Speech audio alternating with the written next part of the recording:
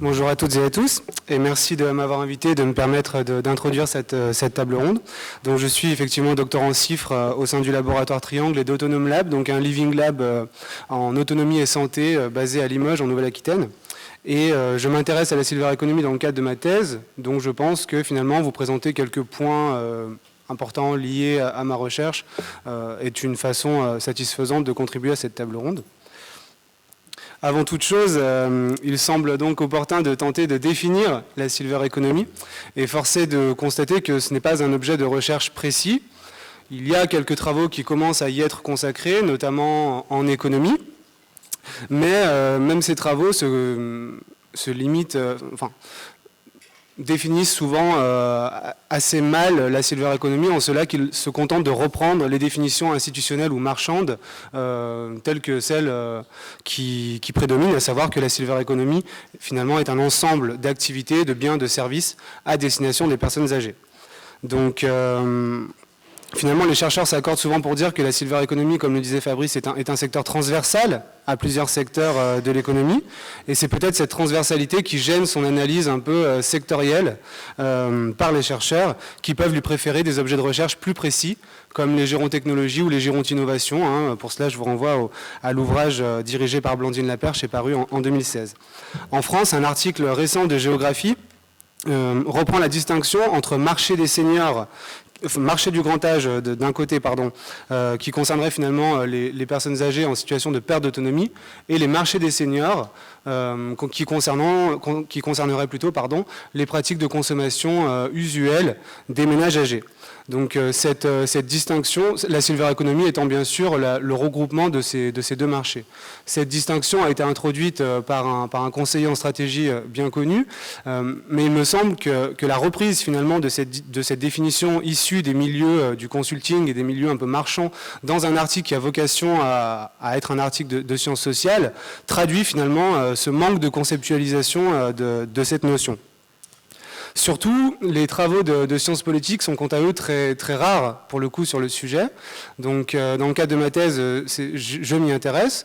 Donc j'essaye de remonter un peu à la genèse de la silver economy en tant que catégorie d'intervention publique. Et pour cela, je suis amené finalement à aller chercher les différentes définitions officielles et institutionnelles, moi aussi, et de partir de ces définitions-là pour arriver ensuite à la conceptualiser. Donc sans entrer dans le détail de chaque document, je vous propose de comparer deux définitions. Une première définition proposée donc par le contrat de filière qui date de 2013 et la seconde de la feuille de route, de la relance de la feuille de route qui date du tout début de l'année 2019. Deux documents que je présenterai rapidement par la suite. Donc le contrat de filière finalement reprend une définition assez proche que celle qu'on vient de donner, mais il a l'originalité finalement de lister un certain nombre de secteurs industriels concernés, l'habitat, la communication, les transports, etc. Le contrat de filière également axe le propos beaucoup plus sur le caractère industriel de la silver economy, alors que finalement la feuille de route de 2019 axe le propos davantage sur l'innovation. Innovation qui peut prendre des visages différents, innovation sociale, innovation économique, etc. Et on voit que finalement, le fait de parler d'innovation permet d'élargir encore plus cette notion et d'y intégrer de manière un peu plus directe tout ce qui relèverait finalement de l'économie sociale et solidaire. Mais surtout, la feuille de route, il me semble, donne une importance sociale, sociétale, plus importante encore à la silver economy, qui est censée être finalement une économie de la bienveillance, pensée pour permettre l'adaptation, concourir à l'adaptation de la société au vieillissement de la population. Donc le contrat de filière s'adresse plus aux personnes âgées, à des industriels. La feuille de route, elle, s'adresse à la société dans son ensemble. On voit que l'ambition n'est pas la même. Bien, donc il me semble qu'il est temps de terminer cette introduction en proposant moi-même une tentative de définition, du moins celle que je retiens actuellement dans le cadre de ma thèse, même si elle peut être amenée à évoluer. Donc comme je vous l'ai dit, j'essaie de comprendre la silver economy au prisme de la science politique, donc des politiques publiques. Classiquement, en sciences politiques, on définit une politique publique, on parle plus d'action publique, mais voilà, on définit une politique publique comme un programme d'action, le plus souvent coproduit par l'État, des collectivités, mais aussi par des acteurs parapublics ou privés. Je pense que c'est important d'insister sur ce point-là, parce que je ne voudrais pas qu'en parlant de politique publique, on pense que je ne parle que de l'État ou de la puissance publique. Aujourd'hui, l'action publique est largement coproduite.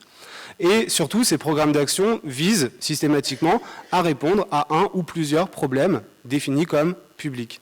Et ainsi entendu, finalement, la Silver Economy devient un contenu de politique publique censé répondre conjointement à des enjeux de développement économique et d'innovation d'une part, et à des enjeux d'adaptation de la société au vieillissement d'autre part.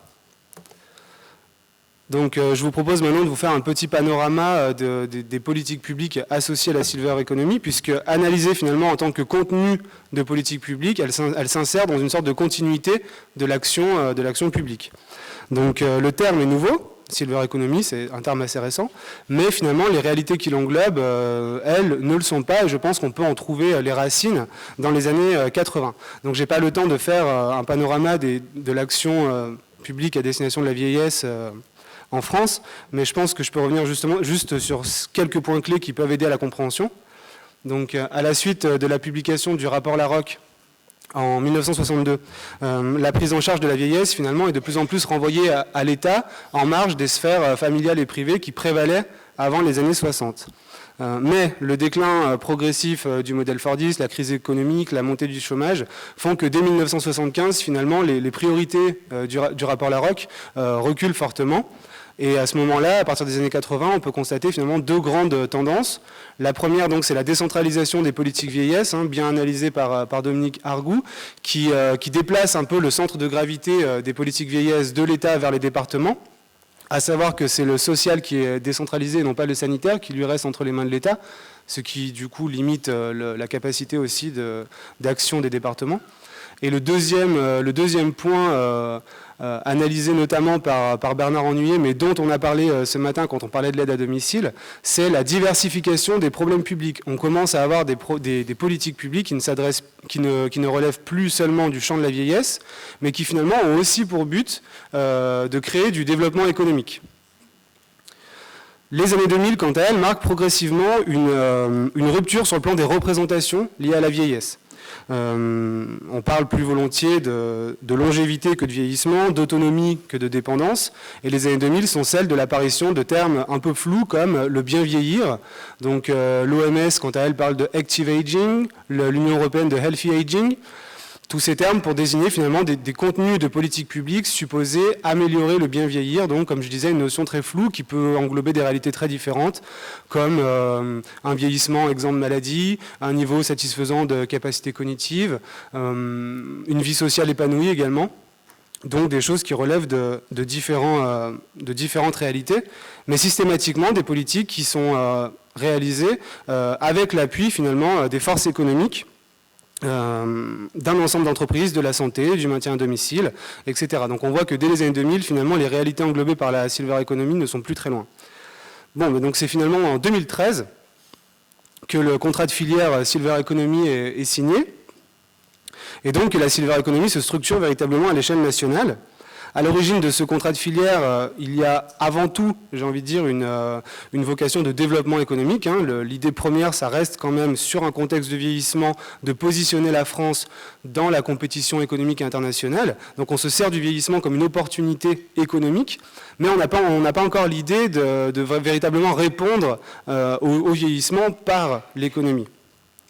L'objectif est avant tout, donc, comme je le disais, la création d'emplois, notamment dans un contexte où on se rend compte que les seniors sont globalement, ont un niveau de vie globalement plus élevé à la fois que les autres générations, à la fois que par le passé, et que paradoxalement, ils consomment moins que les autres générations. Donc ce principe est consacré dans la loi ASV, donc Adaptation de la société au vieillissement, dès 2015.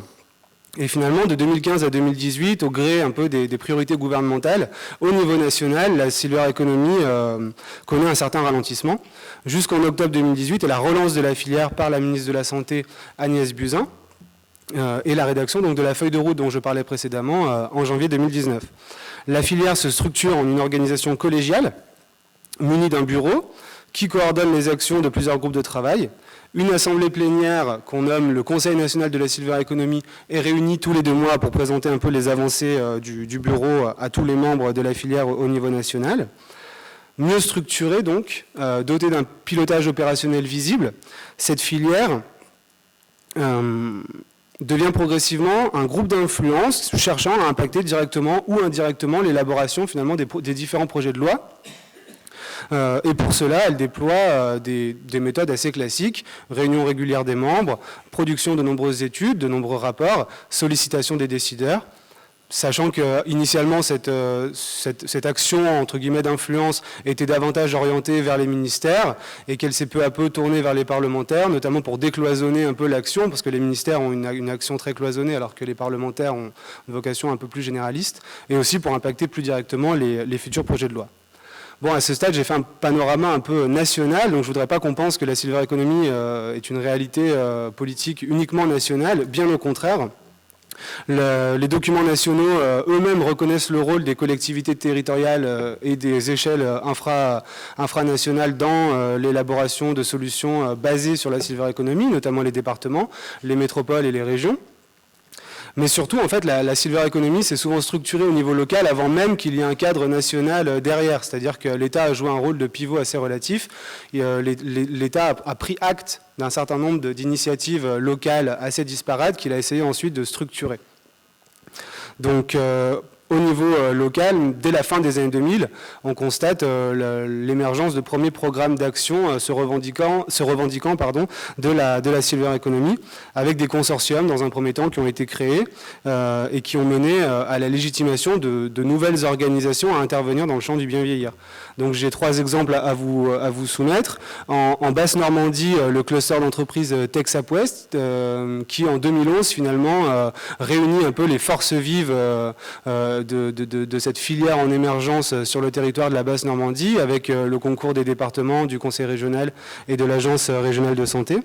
En Pays de la Loire, le Conseil régional qui finance dès 2010 la création d'un gérontopôle, donc censé fédérer de nombreux acteurs du territoire autour de 4 objectifs, la recherche et l'innovation en faveur du bien vieillir, la formation, le développement économique et les territoires.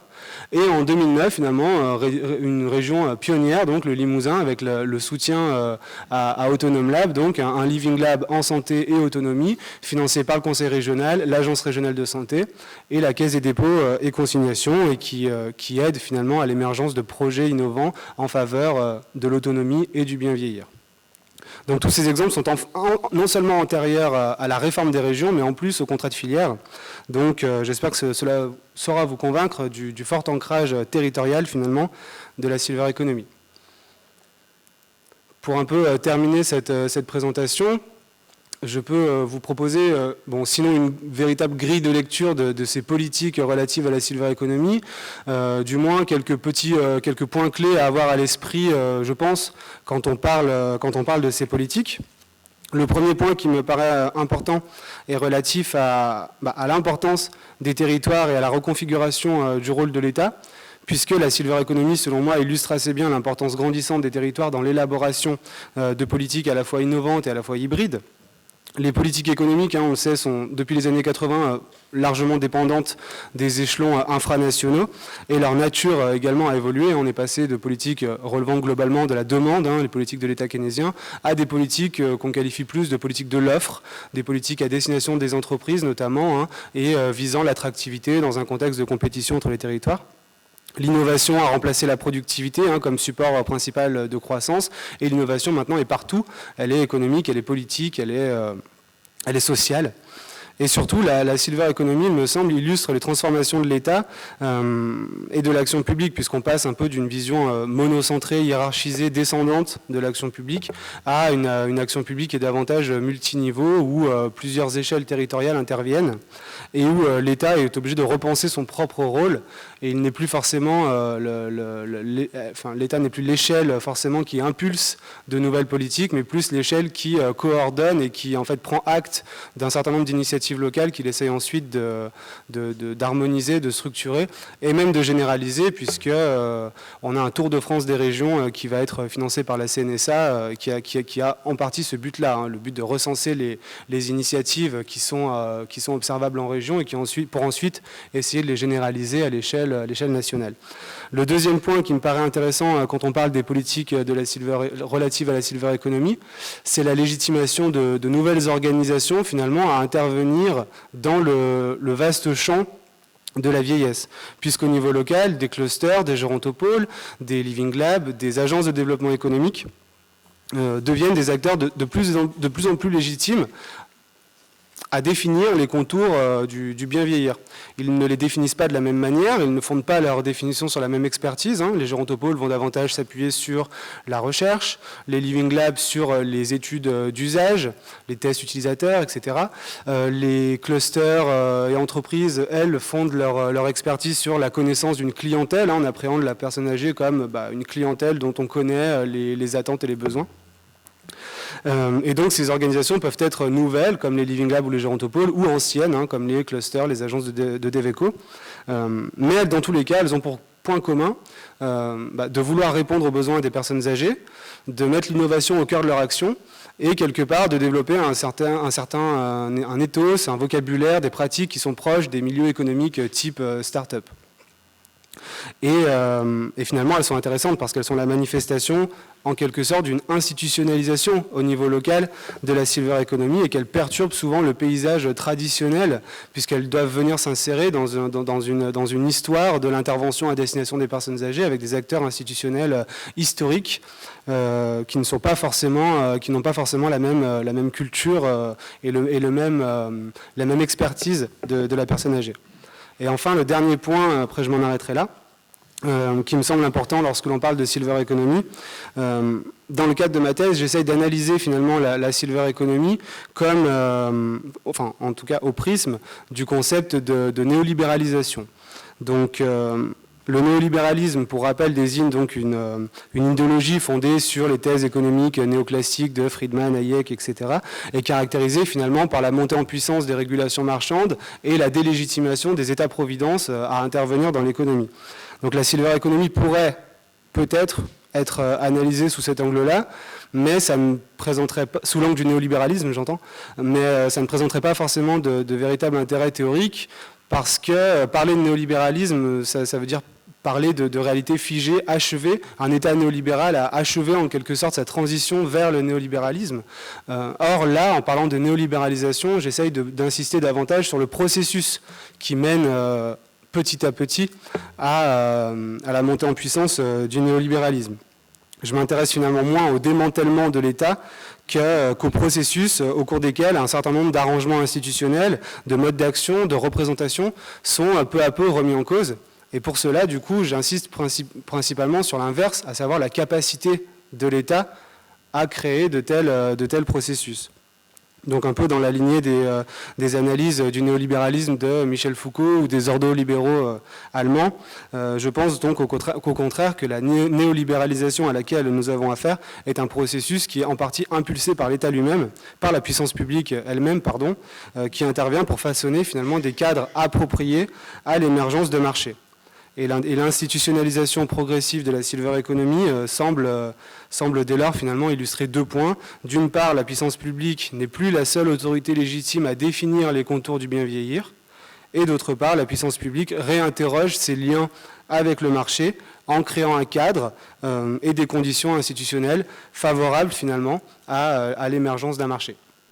Merci pour votre attention.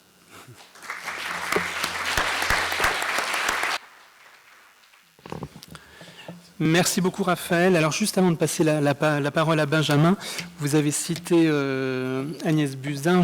Si je ne me trompe pas, le lancement originel de la filière Silver Eco, c'est Arnaud Montebourg et Michel Delaunay. C'est ça ? Oui. Oui, c'est la relance de la feuille de route en 2018 qui est à l'initiative d'Agnès Buzyn. Le contrat de filière original en 2013 est à l'initiative d'Arnaud Montebourg, à l'époque ministre de l'économie, et de Michel Delaunay, ministre en charge des personnes âgées. Est-ce qu'on sait le volume ou l'importance économique de la filière à l'heure actuelle en France ? Est-ce qu'on a des comparaisons entre ce que ça représente en France et dans d'autres pays ? On a des éléments ou pas ? On a des éléments, le problème étant que le poids économique de la filière n'est jamais vraiment défini de la même manière. Et parfois, il est défini, le vrai problème, c'est que parfois, il est défini de manière véritablement abusive, où en fait, on considère que relève de la silver economy l'ensemble de la consommation des plus de 50 ans même, parfois. Donc, curieuse époque où on n'a jamais vécu aussi longtemps et où on n'a jamais été vieux aussi jeune. Mais où finalement, on considère qu'on prend la consommation des ménages dont le chef de famille a plus de 50 ans et et on cumule toutes ces consommations-là et on dit que la silver economy, c'est l'ensemble que ce marché-là recense l'ensemble de cette consommation. Donc ça crée des surestimations, me semble-t-il. Par contre, on a des éléments après sur la distinction dont je parlais tout à l'heure, sur ce qui relève du marché du grand âge, du marché des seniors. Je pense que l'intervention d'après va plus ou moins être liée à ça, puisque Benjamin va parler, il me semble, du marché de la dépendance, etc. Donc, voilà. Et une toute dernière question. Il y a un autre domaine, une autre transition, la transition écologique qui est concomitante, où il y a aussi des politiques publiques, où il y a aussi des acteurs économiques. Est-ce que vous avez prévu de faire une comparaison entre les politiques publiques dans les deux, ou est-ce qu'on a des éléments est-ce que ça se fait de la même façon? Est-ce que ce processus de néolibéralisation que vous croyez observer, il est dans les deux domaines? Est-ce qu'il y a une spécificité de la Silver Eco là-dessus? Alors pour le coup, je crois savoir à ce stade que même dans les politiques de développement, notamment les politiques dites de développement durable, on observe ces processus. Je ne fais pas véritablement de comparaison entre les deux dans le cadre de ma thèse. Je vais forcément être obligé d'aller puiser aussi dans ce que les auteurs en sciences politiques ont pu dire de ce sujet-là, notamment parce que pour ce qui relève de la silver economy, finalement, on n'a pas vraiment de travaux encore véritablement consacrés à ce sujet-là. Donc je vais être obligé, oui, effectivement, de les comparer avec d'autres travaux. Je ne l'ai pas encore fait à ce stade, je suis qu'en 2e année de doctorat, donc ça ce sera un peu pour la suite, mais voilà. Merci beaucoup, je crois qu'on peut l'applaudir encore une fois. Merci.